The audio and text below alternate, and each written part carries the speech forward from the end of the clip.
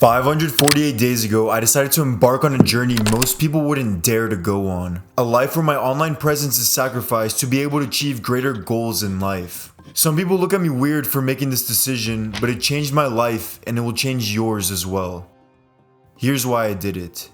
Back in the day, our lives could be compared to a personal journal. Private, mysterious, personal, and authentic. But it's like as time has passed, our lives have gone from private journals to open books put on public display for everyone to read and observe at. Ever since about 2016, we have developed into a society where every meal, every adventure, and every emotion you experience is captured and put on a platform for the world to see. And chances are, you've done the same exact thing. Whether it's an exciting place you travel to, or a night out with the boys, you have most likely posted what you're up to a couple times a week. And this has become weirdly common in today's society. Flooded is your feed with people you know revealing everything about themselves while simultaneously trying to show off their best lives, giving off the impression that they're happy. Many of our lives have turned into public spectacles for everyone to see, but it comes at a larger cost than one may think. According to research, depression rates have gone up 70% in the last 25 years, and this is correlated with the advances of technology as time passes. Since it is empirically evident that using social media makes you a more unfulfilled individual,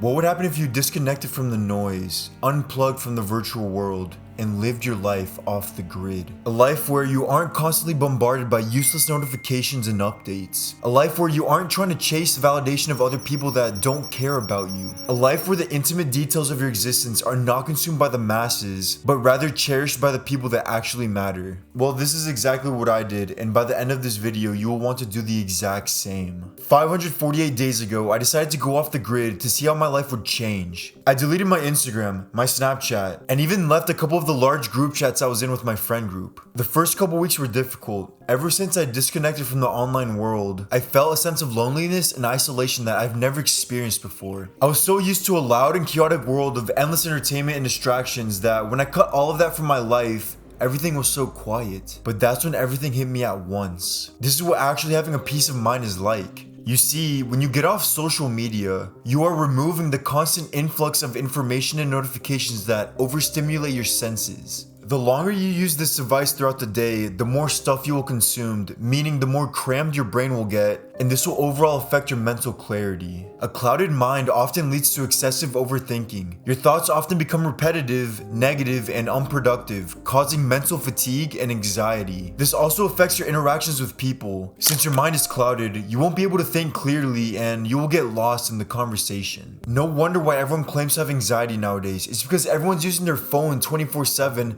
cluttering their mind with straight poison. I want you to ask yourself, when was the last time you had a peace of mind?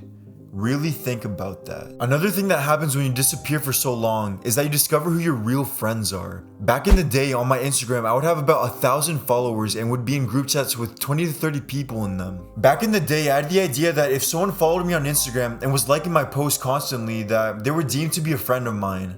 But I was totally wrong. When I disappeared, deleted my social media, and left the large group chats I was once in, from the hundreds of people I was acquainted with, only about 5 people checked up on me to see how I was doing. And those are the people I consider to be my real friends. Just because I went offline doesn't mean that I hide in my house all day in isolation. I still hang out with people, but only the people that I'm close with and who I can actually call real friends. If you ever want to find out who truly cares about you, then do the exact same thing. Delete your social media, leave your group chats, and spend some time focusing on yourself alone. And whilst you're grinding for your success, the people that stay with you and want to see you win can be called your real friends. Another thing that drastically changed for me was my focus. Back when I was on social media, I would have good habits such as hitting the gym, reading, and even having a side business. But I never really made much progress. That's because I would be consuming other people's results online instead of working on myself and getting my own results. Ever since I disconnected, my discipline and my focus has been sharper than ever before. All the distractions that come with being online were thrown out the window, and this is when I actually saw my results starting to come in. Not only that, but going off the grid liberates you from the grip of mindless content consumption that is eating away your time. By eliminating the distractions, you'll notice that you actually have a lot of time in your hands throughout the day, and it is up to you to figure out how you want to use that time. Whether it is channeling it into the gym, engaging in other hobbies, building deeper connections, or accomplishing meaningful goals, you will realize that there's so much more to life, and this is where where authentic happiness stems from. But the most important discovery I've made while being off the grid is restoring the long lost beauty of privacy. Nowadays, you can basically know all about someone based on their Instagram profile, and it's pretty weird how that's the norm. But when you take a step back and reserve yourself more in a world where everyone's fighting for everyone else's attention, is where you build an attractive aura about yourself. Look at people like Travis Scott. He's basically off the grid. He doesn't post online, he does no interviews, and he hasn't dropped an album in like 5 years. Since he has kept more private than any other artist in the music industry, he has built a mysterious aura about himself that makes him a high commodity. Though controversial, there are many benefits to going off the grid and spending some time to work on yourself. But this is the road less taken, and many people will look at you weirdly for being on the road that's less taken. The question is, do you dare to disappear and come back greater?